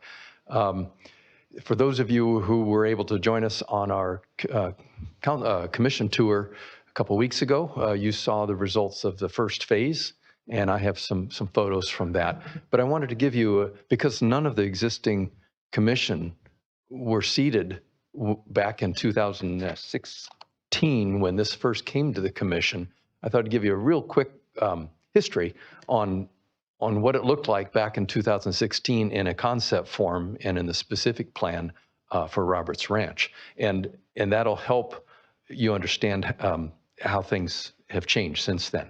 So on the screen is kind of your location map. Let's see if I can get this right here is Leisuretown Road going north and south. And the subdivision here is Brighton Landing. The park there is the Nasha Mesto Park, which was named at a later date. And then what you see in gold, or kind of a yellow color here, is the Roberts Ranch subdivision. And off to the east is the egg buffer, and also the PG&E. There's a dual PG&E easement that runs along there. For those of you who were out on the tour, remember seeing the big towers. That was originally planned for just simply open space. And in the early years of the discussion on this, it was discovered that you could actually do some active uses within the PG&E easement and within the ag buffer. And so we, in conjunction with the developer of Roberts Ranch, said, why not? Let's do this. Particularly considering that we lost acreage between the 92 general plan update up here at the Elmira Leisuretown Park site that originally was shown at 25 acres, and it's been dropped down in size. So we essentially are moving some of that acreage down to the Roberts Ranch area. And although it's not your typical community park, being long and linear, it's not your typical community park because of its size, only about 8 acres, but it can function in a community park type of way. We'll have some lighted pickleball courts there. There'll be a large soccer field there, restrooms, parking lot, playground, picnic area, and all that sort of thing. So the area that you see in this plan here, in kind of the light green, is been broken down into 4 phases. First phase is down at the southern tip of it, and I'll explain this a little more as we go further. Phase 2 is kind of in this general area. Phase 3 will include the heart of the park itself, and then phase 4 is at the very north end, very little park in there. So this is, and I know you probably can't see this at the small level, at the small size it is, but it just shows all the activity that goes on in here. Again, phase 1, the dog park area down here. Phase 2 here, this is mostly open space, but we've got the pickleball courts shown in here. At this point in time, there was only 4 pickleball courts. And then through all the discussion we had with the rec needs assessment, the Park and Rec master plan update, and then finally the Centennial Park master planning effort, we've upped that to 6 courts with a potential for 3 more for pickleball. And again, I'll have an expansion of that. Then phase 3, as you can see here, is largely turf, or a large part of it is turf or will be turf, picnic, playground, and parking area. And then at the very north end, it's mostly open space, and a good portion of that now has been turned into an owl reserve. So starting at the southern end, 2017, this is what we thought the dog park might look like at that time. Bifurcated area with area for small dogs, large dog area, a parking lot access off of Fry Road for those who don't live within the subdivision. Those who live within the subdivision can easily access it from this adjacent road here. Further negotiations found out that, or it was determined that the well site was too close to the underground petroleum line and some other facility. I think the sewer was a major problem. There's a sewer line that runs right along here. So that had to get moved down into the heart of where we were planning to put the dog park. Ouch. This is what happens to park planners quite a bit of the time, right, Nemo? Nevertheless, we are succeeding. Phase 2, the area that's to the north of there, is largely open space areas. These circles are just kind of showing a natural grass area that'll just be disked on an annual basis and then kept around from the perimeter. So it has to be mowed or disked for fire prevention and allow the weeds to regrow back. It'll be seeded initially, but there'll be a path that runs through here. This is all being funded by $1,000 per unit that the developer imposed upon his own subdivision. So we have to keep the cost of that down to be funded within that $1,000 range. And then the pickleball courts right here, so that'll be phase 2. Now I'm going to go on to phase 3. This is just kind of a real quick background, and we'll get into a little bit more depth on this. At the southern end, we had some bocce courts. If I can get my cursor to work here. And then a covered picnic area, large group picnic area, playground, restroom, some more satellite picnic areas, a large open turf area, and more parking up at the top. There is curbside parking shown all along here, fully accessed from inside the subdivision. Off to the right, you'll see the edge of the detention basin that is right now is completely fenced in, but we believe that we'll be able to open that up. The side slopes on this are about a 4-to-1 slope, which is like one of the engineers joked about. If you wanted to fall in the water, you'd have to get up, throw yourself down, get up, and throw yourself down repeatedly to get into the water. There's not a safety issue there. And then finally, the very top end of the whole park is this area here now, in which a good portion of this has been converted into a owl reserve. This is for burrowing owls that were found on the site, and so the developer was required to mitigate for those. And so there's a permanent sanctuary for the burrowing owls. This is the north one. There's also one in the south, which I will talk about a little bit more. For those of you who were at the tour a couple of weeks ago, you actually saw a little bit more updated version of this is the dog park, the small dog area. You can see the parking lot here, which is accessible off of Fry Road, and the double gated entry area, very large, comfortable area, and then a little path that goes around, all ADA compatible to the shade structure, which has not yet been delivered, but will be soon. We anticipate this will be open for public use shortly after the new year.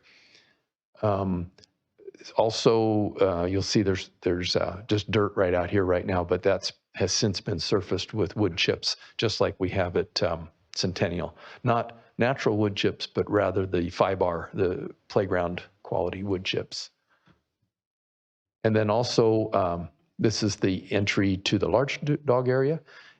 I don't really have a good picture of it, but because the well site had to be moved down into the heart of the dog park, we have 2 completely separated fenced areas.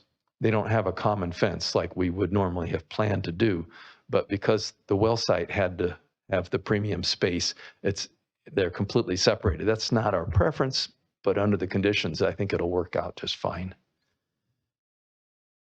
And then you get a little sneak peek here. This is the curved walkway that'll actually go into we're looking south, so you probably can't make it out in the picture, but the dog park is way down here.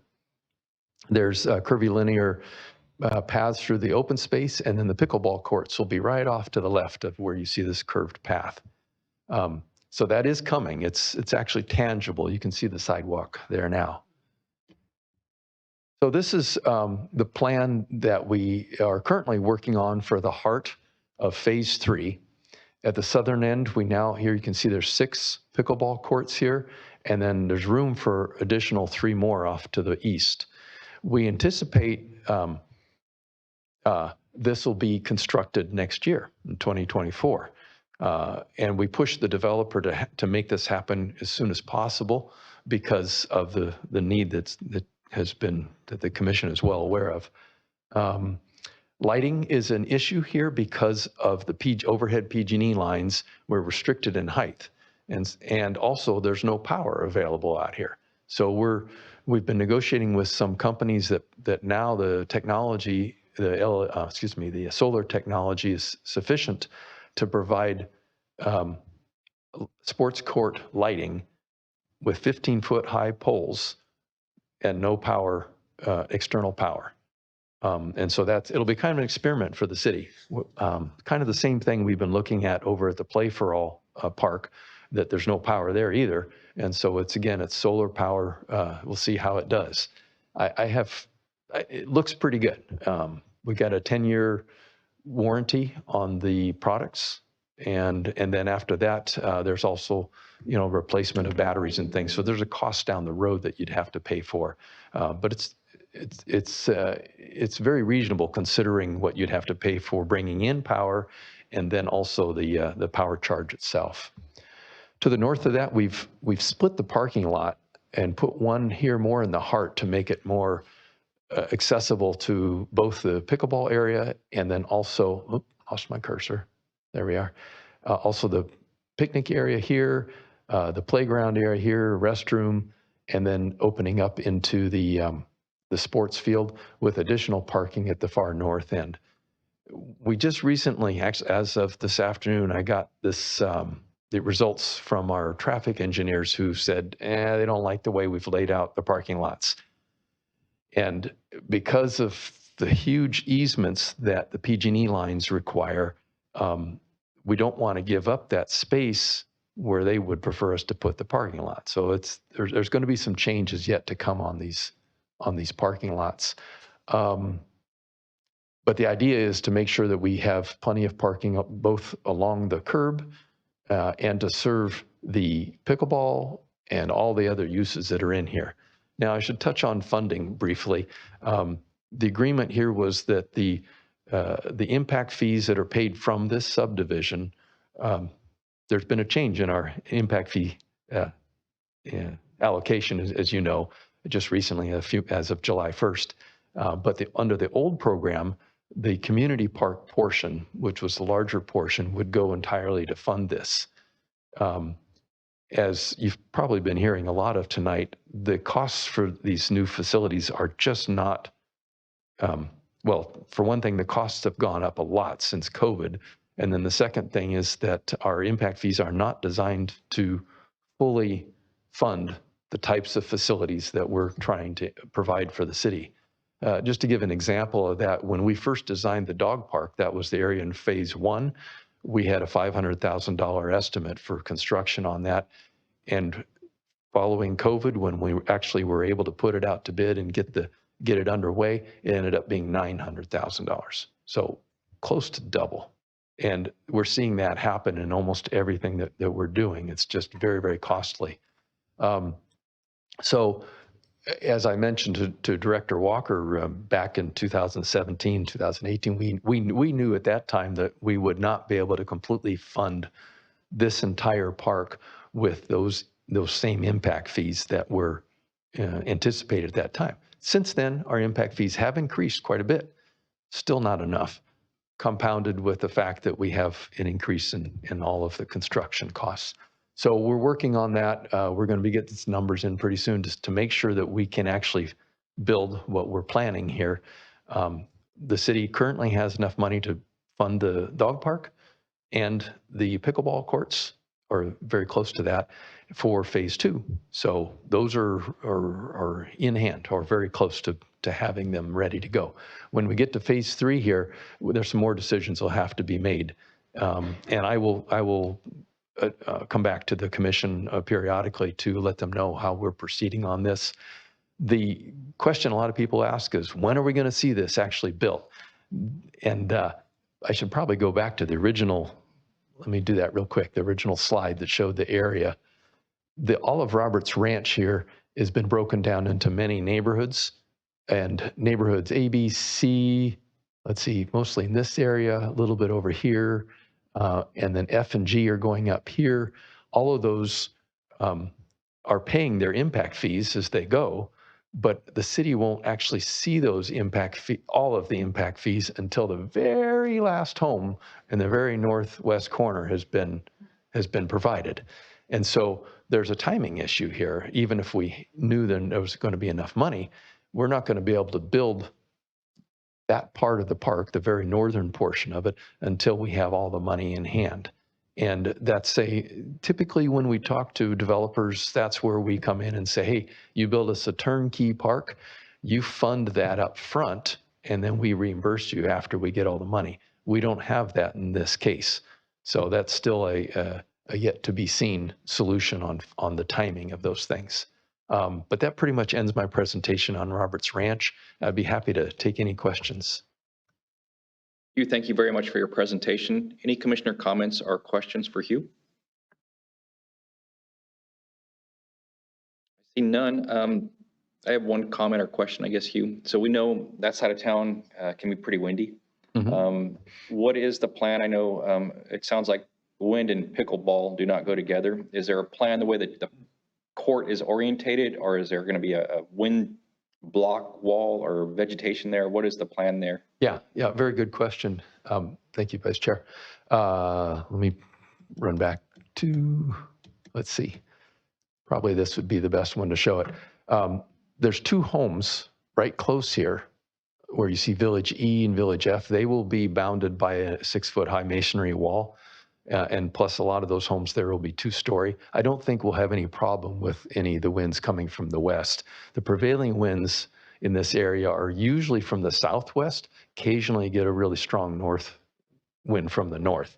So this area, you can see in this diagram here, there's a lot of vegetation right to the north of the pickleball courts. And the same thing will be done on the south end. And the idea is that that would be what would break off the winds. Plus elsewhere, other things in the park will also be planted too. So it'll be largely relying on trees to break both the south and the north winds. Outstanding. Thank you very much. Anyone else? Gentlemen, thank you very much for the presentation. My pleasure. Thank you very much. Item 12, reports, Recreation Manager, Melody Ocampo. Good evening, Commissioners. I believe, Tracy's running over to pull up my slides for you. I've got some fun successes to report from October, as well as touch on some of our upcoming events.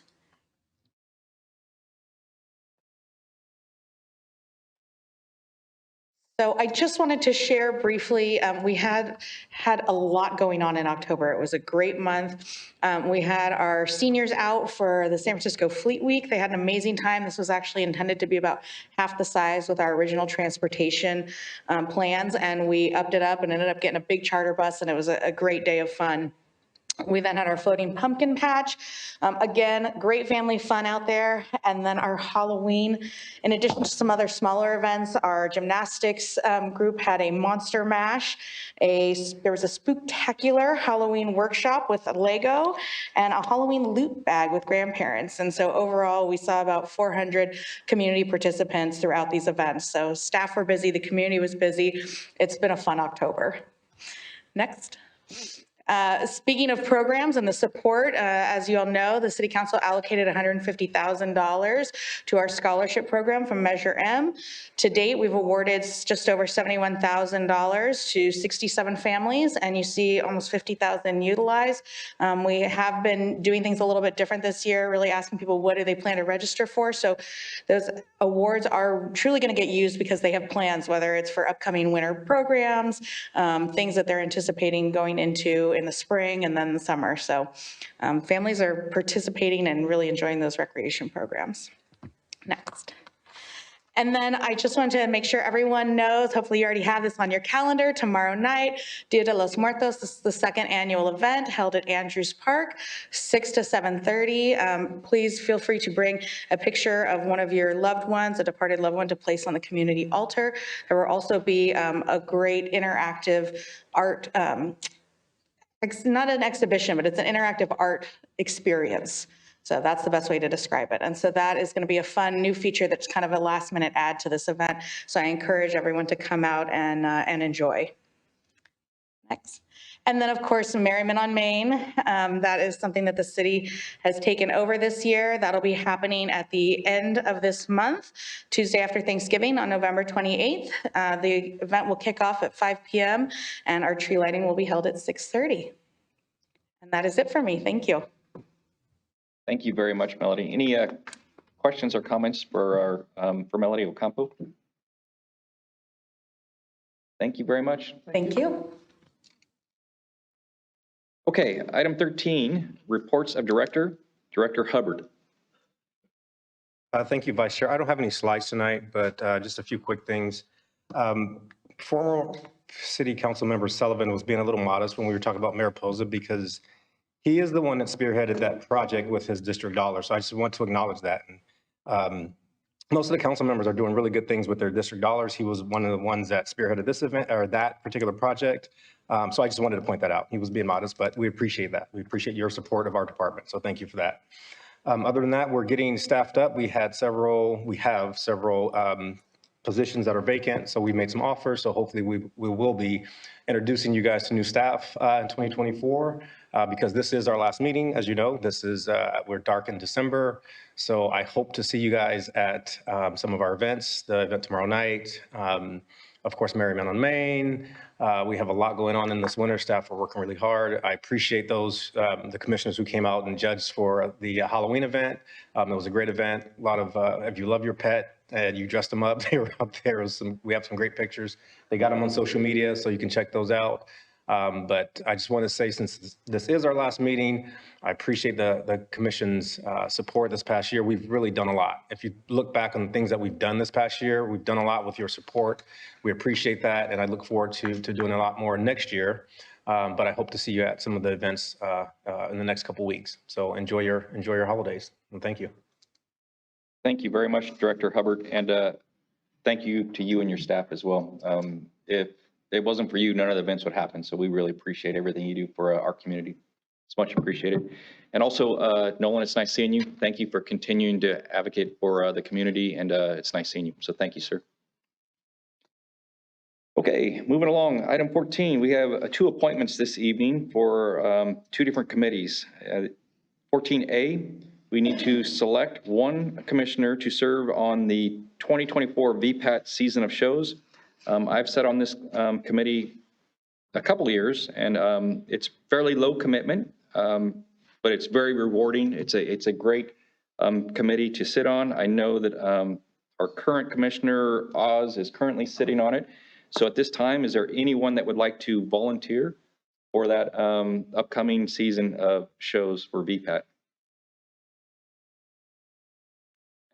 I am happy to continue.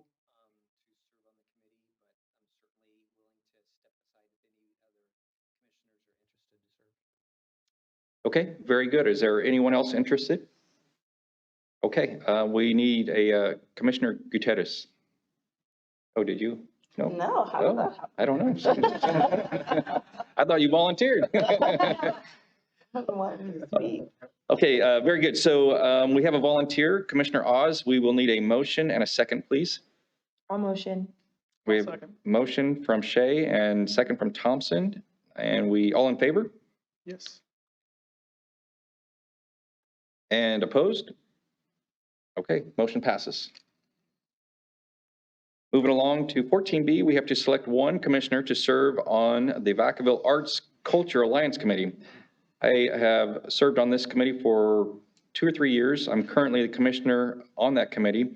I think it's important to for all of us to move around a little bit and to serve on different committees. I think it brings new ideas. So I'm willing to allow my fellow commissioners an opportunity to serve on this committee. Again, it's fairly low commitment. We meet maybe monthly. A lot of times it's Zoom. Right now, and it depends on what's going on with Visit Vacaville, but we just finished up Arts Week, so I don't see a lot happening right now. But I would like for another commissioner to volunteer for that if they're interested. Anyone interested in that? Right? Can we appoint somebody that's not here?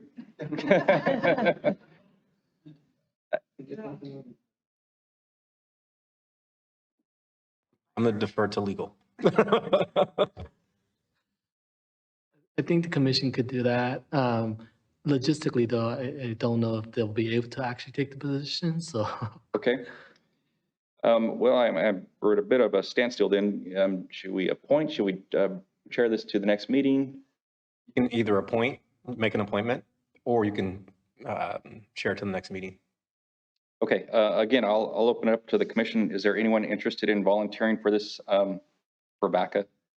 Said it's fairly low commitment. I've served on it for, I believe, 3 years now, and I would like to allow another commissioner to serve on that if interested.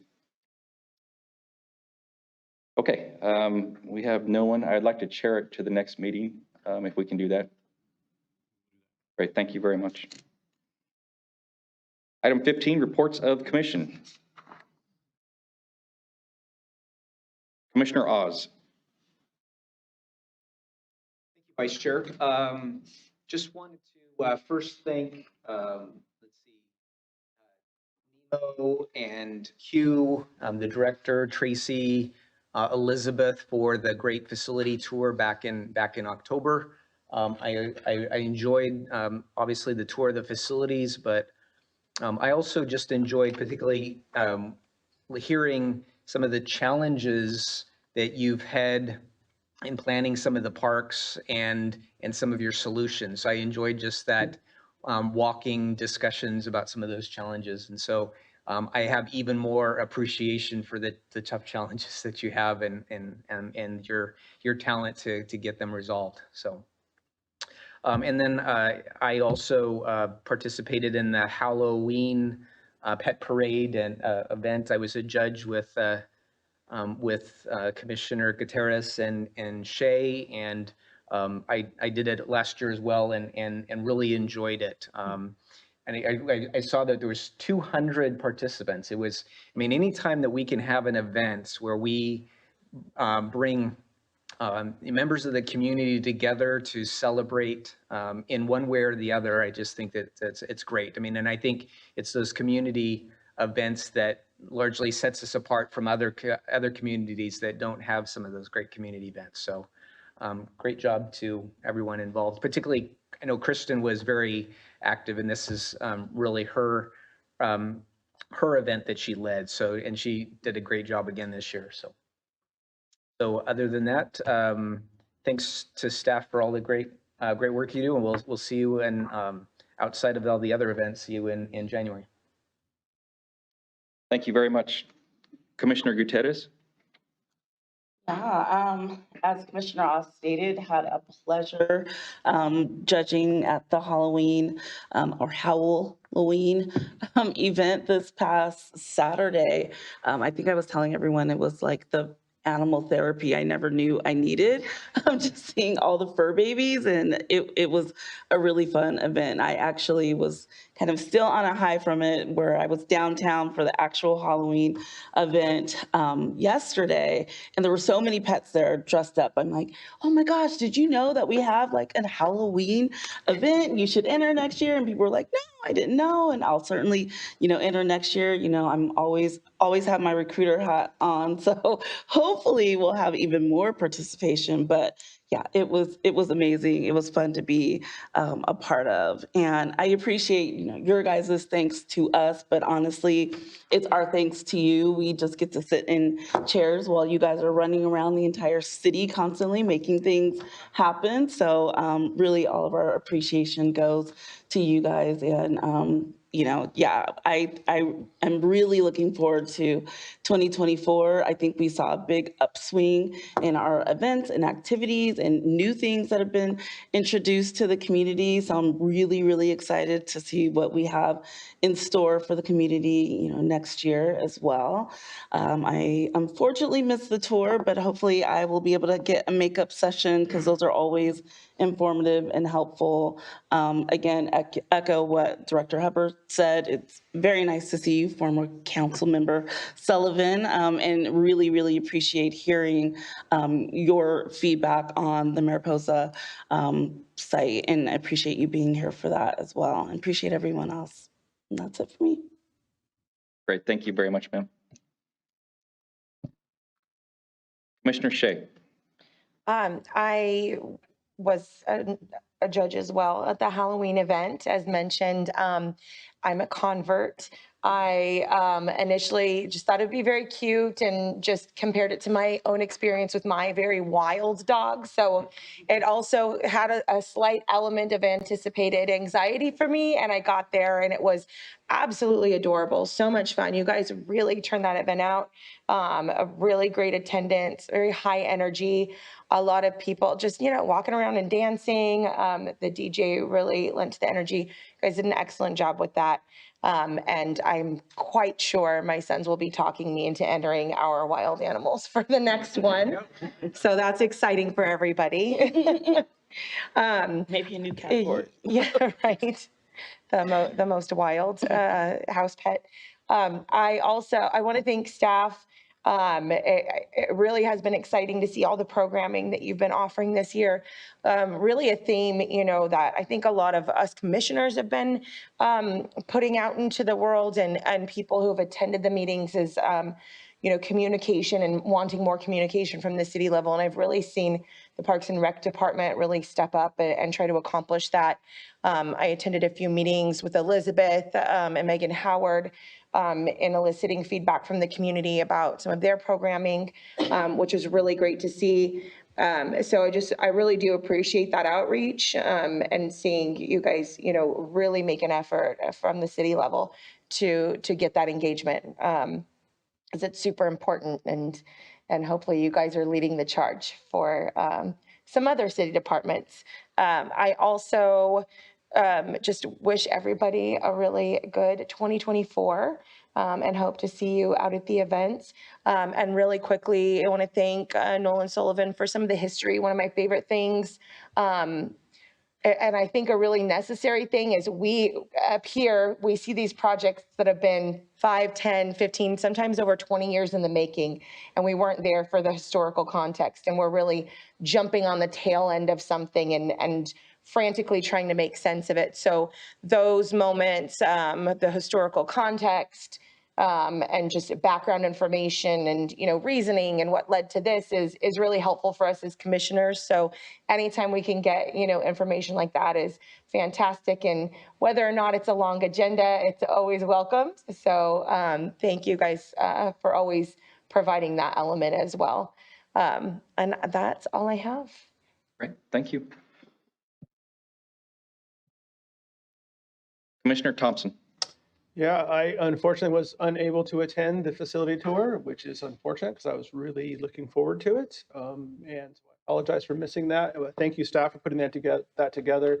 Thank you for all of the content and programming that you've put together, and working with staff this year has been outstanding. Summer and this fall has been incredible. Looking forward to seeing you all out some of the upcoming events pretty soon. And thank you for the community for your feedback and support. Particularly former Councilman Sullivan, thank you for being here, and we appreciate you. And that is it. I hope to see everyone out there in the next couple months. Back here in January. Great. Thank you very much, sir. Yes, Commissioner Shea. I forgot one of the most important themes of all throughout 2023, and I just wanted to make sure I acknowledged it today. And that's the pickleball community and your avid activism and advocacy for your favored sport. So we do really appreciate your engagement. Sometimes on commissions, it's not as exciting or as far reaching as city council meetings or other, higher level meetings.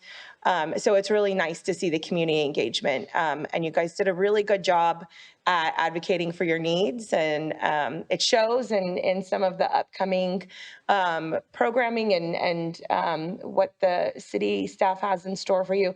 And thank you guys too for listening to them and taking it seriously and really getting stuff going for them, because it's fantastic. It was also really great to see you guys and your coordination with the tennis community as well. That's a model for what some other elements in the community could do. Hopefully some other people can see that, reaching across the aisle and working together in getting things done. So I just wanted to thank you guys too for your advocacy, and please pass that along to the rest of the pickleballers out there. Thank you very much for that comment. And yes, I agree with everything the commission has said. These events just don't happen without the staff and the community involvement, and we really appreciate it. I don't know if you guys are tired of being told thank you, but thank you. You guys are all great, and it's amazing. It's 7 days a week, and it's long days, it's Friday nights, it's Saturday mornings, and it's much appreciated. It really is, and our community is better because of it, and we appreciate it very much. I would like to say thank you very much for the tour the facilities tour that was facilitated by the staff. I know that's not easy to make that happen, and it was very much appreciated. Unfortunately, the special meeting had to be canceled due to not having a quorum, but it was not wasted at all. It was a great day. The weather was absolutely perfect. We made stops at Roberts Ranch, Lagoon Valley, Pena Adobe Historical Area, Three Oaks, and the Davis Street Recreation Center. Those facilities were all packed with people from the community. They were packed with people. It was a beautiful morning. Lagoon Valley was just overwhelmed with people. The Davis Street Recreation Center was full of young people playing basketball and gymnastics. I have to say, one of my favorite parts of that tour was meeting the very young entry-level staff members, the people that greet you at the door. Everybody stood up and welcomed, whether it was us or our community members. It was very rewarding to see. There's a lot of great young people out there, and sometimes they're put in difficult positions because sometimes not everybody that walks through that door is happy. And so this young person tries to make it better. So thank you to all of them. Please express our gratitude to them. They are sometimes put in difficult positions, and I know they do a great job out there, and they represent this department and the city very well. So thank you to all of them, and thank you to the staff again for the tour and also the lunch. Lunch was great. So Tracy, thank you so much. Happy holidays to everybody. Be safe out there. The world's a bit of an uncertain, crazy place right now. Just be kind, take care of each other, and have a great holiday season with your loved ones. With that said, we will adjourn tonight's meeting to the regular meeting of Wednesday, January 3rd, 2024 at 6 p.m. Good night, Vacaville.